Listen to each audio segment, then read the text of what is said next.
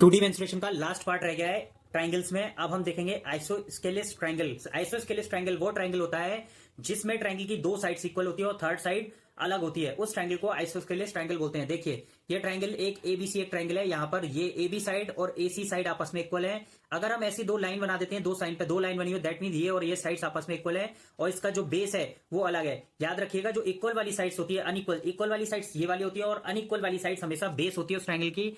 H ये इस triangle की हाइट है और इसका जो बेस है बी, ये बेस दो इक्वल पार्ट्स में डिवाइड हो गया b/2 याद रखिए कभी भी अगर वर्टेक्स से, इस वाले वर्टेक्स से अगर इधर कोई परपेंडिकुलर या हाइट होती है वो इसके बेस को दो इक्वल पार्ट्स में डिवाइड करती है, तो इसका बेस है वो दो इक्वल पार्ट में डिवाइड हो गया b/2 और b/2।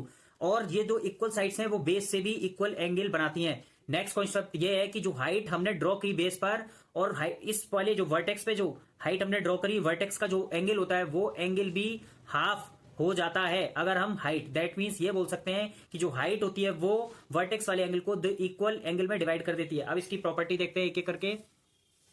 सबसे पहली प्रॉपर्टी है इस ट्रायंगल की दोनों साइड्स इक्वल होती हैं और एक साइड अलग होती है। जो भी अनइक्वल साइड्स होती है वो इसका बेस होती है।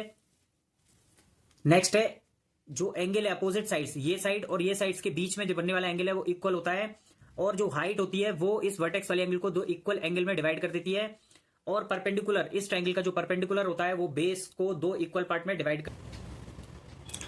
सबसे पहले देखेंगे हाइट का फॉर्मूला। इसकी जो हाइट होती है वो √4a² - b² होती है। सिमिलरली अगर आप इसका एरिया निकालेंगे तो एरिया का जनरल फॉर्मूला होता है 1/2 बेस इंटू हाइट।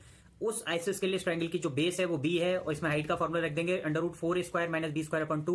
2 इंटू 2 4 हो जाएगा into b into √4a² - b²/4 इसका आंसर हो गया।